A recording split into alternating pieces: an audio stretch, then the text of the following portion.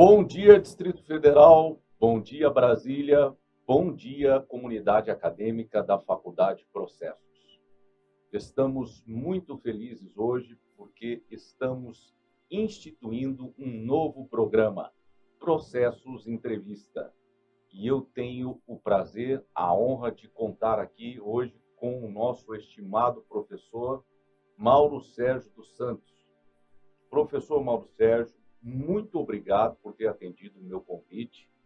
O professor está na dianteira de duas disciplinas, Direito Administrativo 1 e Direito Administrativo 2. E nós, professor, nos sentimos muito honrados com a sua presença no nosso corpo docente. Professor Mauro Sérgio, primeira coisa que eu lhe pergunto é sobre a sua trajetória. Eu queria que o senhor compartilhasse um pouquinho conosco acerca da sua carreira de sucesso. Professor Rodrigo, inicialmente eu quero agradecer e dizer que a honra é toda minha. Eu estou muito feliz como professor da Faculdade de Processos e já me sentindo em casa. Em relação à minha trajetória, ela é uma trajetória que eu julgo muito rica, porque ela sai do normal.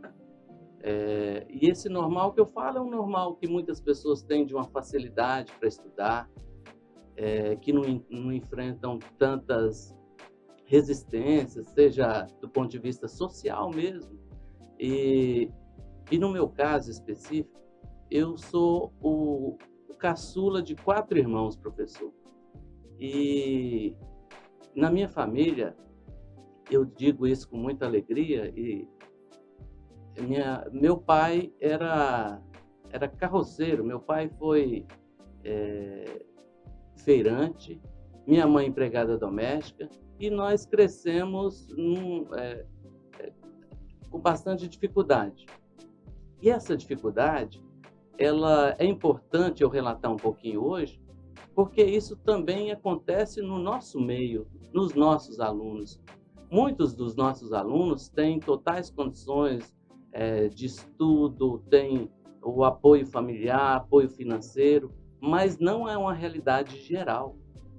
Tem alguns que eu sei que estão nos assistindo e cuja vida, cujas dificuldades se parecem com as que eu relato aqui agora. Por isso, eu acho bem importante dizer que, como diz um amigo meu, se pegar o meu contra-cheque hoje, professor Rodrigo, de procurador federal, de professor, se torcer, sai sangue. Porque minha história de vida é uma história de muita luta. E essa luta, que iniciou há muitos anos, só me trouxe alegrias. E, como eu falei para o senhor, eu sou caçula de 4 filhos e todos os outros irmãos tiveram dificuldade com relação ao estudo. E eu, depois que eu entrei para o Exército, parece que lá eu pude enxergar melhor, um pouco melhor o mundo, e percebi que uma pessoa que tem dificuldades financeiras, que vem de uma família pobre mesmo, só tem um caminho, que é o caminho do estudo. E esse caminho do estudo, quando aliado à ética, à vontade de acertar, de seguir, enfim, a honestidade, o bom caminho, não tem erro. Pode demorar um pouco mais, um pouco menos, mas o sucesso vem. E isso aconteceu comigo. Então, minha mãe hoje mora lá na Ceilândia, e eu praticamente toda semana vou visitá-la. Minha família é muito humilde e minha família tem muito orgulho do meu esforço. E eu me sinto muito feliz com isso também. Quem se sente honrado, professor, somos nós contar com o senhor no nosso quadro. Professora angaria aí, podemos dizer assim, discípulos que serão futuros publicistas. E falando nisso, eu queria que o senhor nos falasse um pouquinho sobre a sua trajetória lá em Portugal, especificamente junto às Arcadas de Coimbra, as célebres Arcadas de Coimbra, em que o senhor pôde dar continuidade aos seus estudos, o senhor pôde dar um aprofundamento maior naquilo que o senhor pesquisava à época. Professor, eu agradeço a pergunta, e é uma pergunta também que os meus alunos, muitos mandam mensagem, porque têm o interesse de estudarem fora, e, claro, tem várias dificuldades para a pessoa sair do país, sobretudo de ordem financeira mesmo. E o primeiro ponto que eu falo, que é bastante importante, é o planejamento. E não tem uma receita certa. No meu caso, professor, eu tinha esse sonho porque os cursos que eu fiz aqui no Distrito Federal, inclusive o mestrado, foram relativamente bem feitos, mas nada se compara à possibilidade de estudar regime integral de dedicação sem estar trabalhando, como foi o meu caso. E por que isso foi possível? Tem toda uma trajetória anterior, claro. Eu sou procurador federal desde 2004. E aí, professor universitário desde 2003, um pouquinho antes, logo depois eu tomei posse como procurador federal. E durante todo esse tempo, eu fui planejando para, no momento certo, eu conseguir um afastamento para estudo, que é uma possibilidade que tem na Lei Federal 8.112. E aí consegui e fui fazer o doutoramento lá em Coimbra. Professor, foi simplesmente o melhor ano da minha vida, sem nenhuma dúvida. E por que foi o melhor ano da minha vida? Porque pela primeira vez eu tive condições de me dedicar inteiramente ao estudo mesmo, porque eu me afastei do trabalho com minha remuneração e levei minha família. A cidade é maravilhosa e eu não posso deixar de dizer para os nossos alunos, todos que tiverem condições e puderem fazer esse planejamento para estudarem fora, vale muito a pena. E não só o estudo propriamente dito, mas também o aspecto cultural. Eu morei em Coimbra, como eu falei para o senhor, a universidade tem simplesmente 730 anos. Eu sou uma pessoa, professor, e quero confessar para o senhor, que eu gosto muito da tradição, eu gosto muito de coisas antigas. Uma viagem, por exemplo, para visitar a Europa, eu sempre dou preferência em relação a outros países que se parecem mais com o Brasil. Eu gosto muito de coisas antigas mesmo. E lá em Coimbra, eu fui muito feliz, como eu falei para o senhor, que eu pude ter um estudo de excelência mesmo, fiz um curso muito bom e, inclusive, aprimorei muito o meu livro, que mais adiante a gente vai falar um pouquinho sobre ele. E também, e todos que estão nos assistindo e que puderem passar um tempo fora do país, vão aliar o estudo e também o aspecto cultural, conhecendo novos países, novas culturas, e traz um aprendizado talvez muito mais profundo até. Então foi um ano maravilhoso, como eu falei para vocês, indico a todos. Tem uma receita pronta? Não. Tem gente que tem condições econômicas e pode ir desde logo. Tem gente que, como no meu caso, optou primeiro para uma carreira profissional. E aí, a partir do cargo que eu ocupo, eu tive condições de planejar e me afastar para estudar no exterior. O que eu quero dizer é que a cidade é maravilhosa, qualquer que seja a escolha fora do país, normalmente ela vale a pena e, claro, tem que planejar.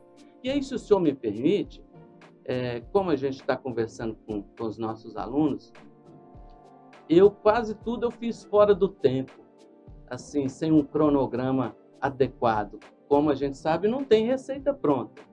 Eu fui estudar inglês, professor, há poucos anos atrás. Mas quem tem condições, os alunos que estão nos assistindo, eles devem fazer isso agora, para ontem. Porque o mundo de hoje já não é compatível com a pessoa que fala apenas uma língua. Então, a maioria dos nossos alunos são formados aí, em sua maioria, de jovens. Então, tem que aproveitar esse tempo. Só a graduação é muito pouco. Você tem que estar fazendo a graduação, 1 ou 2 línguas estrangeiras e planejando o futuro. O futuro, professor, é amanhã, é muito rápido, chega muito rápido. Tem que ser planejado hoje.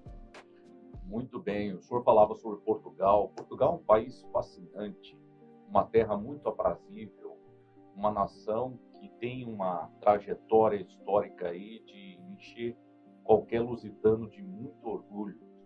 E a sua experiência em Coimbra, o senhor estava numa instituição do século XIII, que possui uma das melhores e mais respeitadas bibliotecas do planeta Terra. Eu acho que o senhor pôde aproveitar, nós conversávamos aqui também, aproveitar o país, Portugal, aproveitar aquela região do norte, onde pôde passear com a família. Então, quando o senhor fala que foi o melhor ano da sua vida, eu lhe compreendo perfeitamente. Imagino que tenha sido mesmo um grande período, um grande momento, e é sobre isso que nós vamos falar agora. O professor Mauro Sérgio dos Santos é um doutrinador de direito administrativo. Eu estou com a obra dele aqui em minhas mãos. Essa é a nova edição, a terceira edição, lançada pela editora Lumen Juris. Professor, em países como os nossos, que possuem uma herança romano-germânica e que renderam ao mundo grandes publicistas. A exemplo da Alemanha, a exemplo de Portugal mesmo. E o senhor estava na terra de onde surgem arrojados publicistas. Como foi a ideia de produção dessa obra? Queria que o senhor falasse um pouquinho disso. Sempre existem lacunas a serem trabalhadas, mas eu queria que o senhor me falasse da sua experiência. Claro, professor. Na verdade, os meus alunos conhecem até um pouquinho da minha história. E quando eu me apresento no início dos cursos, eu gosto de falar um pouquinho de sonhos, professor. Eu falei agora há pouco das dificuldades que eu enfrentei no início da minha trajetória, mas nunca deixei de sonhar, de achar que as coisas são possíveis. Claro que tem que ter muita transpiração, tem que ter muito suor e a gente tem que lutar muito, mas elas são possíveis. E eu comecei a lecionar, porque eu tinha vocação, professor? Claro que não, porque eu tinha necessidade financeira na ocasião. Era mais ou menos o ano de 2003, eu saí espalhando currículos aí por toda parte. E aí fui chamado, professor, e com um desafio muito grande. Quase todo professor começa assim, professor universitário. Eu peguei 3 disciplinas completamente diferentes, né? E aí um segredo. Na graduação, professor, eu era um sujeito muito tímido. Na verdade, acho que sou ainda. E aí não gostava de apresentar com os colegas, qualquer que fosse o trabalho. Se eu pudesse evitar, eu evitava. E um dia tive de entrar numa sala de aula como eu falei com o senhor antes, com essa necessidade mesmo de obter uma renda, de crescer profissionalmente. E não com vocação, pelo menos eu nem pensava sobre isso.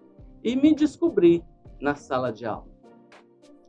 Pude perceber que a minha linguagem, talvez até muito simples, ela é compatível com aquilo que os alunos esperam. Eles têm uma compreensão um pouco melhor daquilo que eu falo em sala de aula. E aí, professor, agora eu chego à sua pergunta. E os alunos, naquela ocasião, começaram a elogiar, enfim, falavam que gostavam muito da minha linguagem. E eu pensei, poxa, eu já realizei alguns sonhos. Não custa nada eu pensar em começar a escrever. Quem sabe um dia eu realizo outro, que é publicar um livro, que reflete quase que integralmente aquilo que eu falo em sala de aula. E aí, foi isso que aconteceu, e em 2012 foi lançada a primeira edição. E como eu falei hoje de momentos felizes, de um ano muito feliz, o lançamento da primeira edição do meu livro eu nunca vou me esquecer também. foi na Livraria Cultura, centenas de alunos compareceram no dia, e foi um dia muito feliz, de realização de sonho mesmo. E depois nós tivemos mais 2 edições. A terceira edição, que é esta de 2020, que o senhor mostrou, ela é muito mais rica, humildemente eu posso confessar isso, porque eu já, depois da segunda edição, eu fui para Portugal, e lá eu pude estudar muito mais, e lá eu pude aprofundar o meu livro de Direito Administrativo com a rica doutrina que tem do direito português, sobretudo. Então, essa é a história do meu livro, está na terceira edição, e dá muito mais trabalho, o senhor bem sabe que o senhor é um doutrinador também, do que um filho, professor. Sobretudo, um livro de direito administrativo. Este mês de janeiro, fevereiro também, eu passei trabalhando de forma ininterrupta com esse livro. Por quê? Porque a nova lei de licitações acabou de ser aprovada e está em vias de ser sancionada pelo presidente da República. Então, professor, eu não tenho sossego, eu tenho que estar atualizando a todo instante, mas é um trabalho que me traz muita alegria, muita satisfação. Muito bem, eu sei disso. O professor está aqui. Um dos objetivos do nosso programa é trazer para este bate-papo que nós estamos tendo os autores de obras relacionadas à ciência jurídica.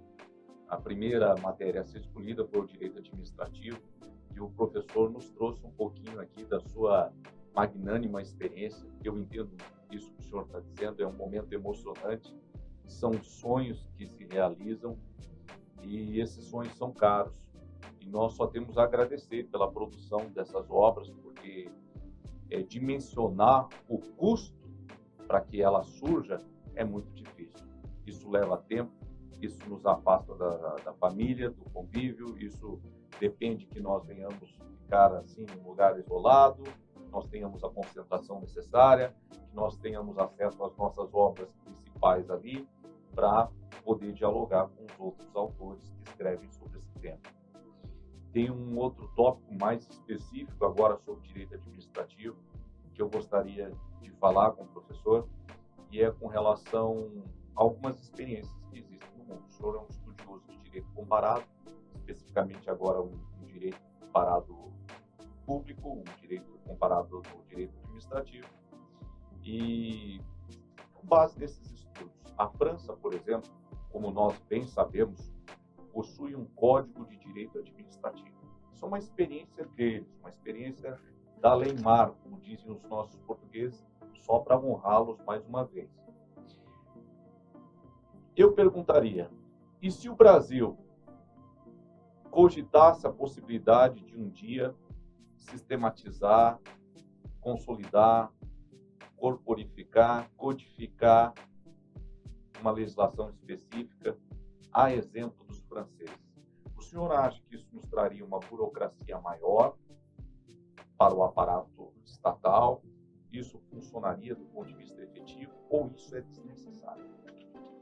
Professor, na minha opinião, o codificar a disciplina, ela tem mais ganhos do que perdas. Por quê? Pelo seguinte, primeiro, a grande parte dos países hoje tem um código de direito administrativo, ou simplesmente um código administrativo. E algumas pessoas entendem que é até melhor não codificar, porque aí é mais flexível, é mais fácil de alterar a legislação e, enfim, tem alguns pontos positivos. Mas eu até reconheço esses pontos, mas eu entendo que é melhor a experiência dos países que codificam o direito administrativo, ela é melhor justamente em razão de uma coisa muito importante para nós, que é a segurança jurídica. E por que eu digo isso? Quando a gente fala em codificar uma disciplina, como o senhor bem disse, significa reunir todos os dispositivos legais relativos àquela disciplina em um livro, em um código, que não necessita necessariamente do nome de código, mas significa reunir a legislação.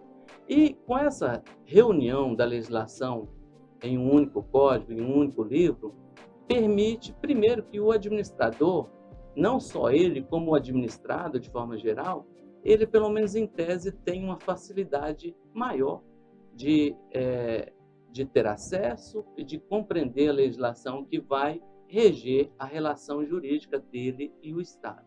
Então, como no Brasil nós não temos ainda, já me perguntaram outras vezes, a minha posição é que o Código Administrativo ele traz mais segurança jurídica e ele permite que a sociedade conheça um pouco mais da relação jurídico-administrativa e possa, a partir daí, exercitar melhor seus direitos e também cobrar os deveres estatais. E aí eu entendo que é positivo o Código Administrativo. Será bem-vindo quando vier. Muito bem. O senhor, na sua narrativa, utilizou a palavra sonho. E eu entendo que nós, como docentes, cumprimos um papel importante nesse sentido, porque servimos de ponte para os nossos alunos realizarem os seus mais caros sonhos, os seus mais caros anseios. E tanto é verdade que quando eu desejo alguma coisa para os nossos queridos aqui, eu digo assim, que Deus possa realizar os seus sonhos. Então, com base neste contexto, professor, e já agradecendo aqui a sua presença mais uma vez, já caminhando para o final dessa entrevista, eu queria que o senhor deixasse um recado para os nossos alunos, os alunos da Faculdade Processos. Que conselhos o senhor daria? O senhor já expôs alguns deles aqui. A sua própria trajetória é uma lição de vida para todos. Eu já conhecia, nós já conversamos muito sobre esses assuntos, nós já estivemos juntos em outros congressos, em outros seminários, e o senhor pôde expor um pouquinho da sua trajetória. Mas eu queria ainda que o senhor deixasse um recado especial de incentivo para aqueles que têm essa mesma fome que o senhor tinha por aprender e por deixar um legado. Porque quem escreve deixa um legado. Porque quem escreve se imortaliza. Porque quem escreve continua ensinando, mesmo depois de morto. O senhor tem toda a razão. E a mensagem que eu quero deixar para os nossos alunos, os meus alunos especificamente já me ouviram falar sobre isso, é que confiem em si próprios. Não tem outro caminho para a pessoa que vem de uma vida de dificuldade, seja familiar, seja financeira, senão o estudo. Não tem outro caminho. E esse caminho, ele depende exclusivamente de nós. No caso específico, de vocês, alunos. E muitos de vocês, eu tenho certeza absoluta que as dificuldades que eu narrei aqui, elas não são exclusivas minhas. Muito longe disso. Então, muitos de vocês vivenciam isso também. Meus amigos, e quando a gente tem dificuldade, mas a gente não desiste dos nossos sonhos, e quando a gente os realiza, o gosto é maravilhoso. Então, vocês vão alcançar o sucesso que vocês imaginam e isso depende exclusivamente do esforço de vocês. Sonhar é muito importante, professor Rodrigo. Sonhar e nada fazer não resolve. Tem que sonhar e colocar no papel hoje, começar a planejar e arregaçar as mangas e lutar. É o único caminho. Mas é um caminho que não tem fracasso. Porque outras pessoas que não têm perseverança, persistência, até às vezes sonham. Só que esses sonhos ficam no meio do caminho porque as pessoas não batalham o suficiente. E aí eu quero dizer que quem faz isso, tão certo como o sol que está lá fora, é o sucesso que vai ser alcançado. Esta é a minha mensagem. Muito obrigado, professor. Muito obrigado por compartilhar um pouquinho dos seus conselhos para com a nossa comunidade acadêmica. Nós vivemos um momento tão difícil, uma adversidade em que o mundo não esperava. Nós enfrentamos hoje uma pandemia e a única coisa que nós não podemos perder é a esperança. Então tenhamos todos nós acalentados no nosso coração esse sentimento que nos move sempre para frente. Nós possamos confiar agradecer por estarmos vivos. Desejo ao senhor e à sua família, nós conversávamos uns instantes atrás, toda a saúde, que o senhor possa preservar vocês e a todos nós de uma forma magnânima aqui, e que nós possamos seguir em frente. Vamos vencer, estamos aqui para isso, tá? E temos que ter essa garra, temos que ter essa vontade. E um pouco disso o professor pôde compartilhar conosco no decorrer dessa manhã. Este é o nosso primeiro programa. É um programa inaugural, Processos Entrevista. A estrela do direito de hoje foi o professor Mauro Sérgio dos Santos. Professor, eu só tenho a agradecer por ter atendido o meu convite e, meus queridos alunos, nos vemos. Um abraço a todos. Obrigado.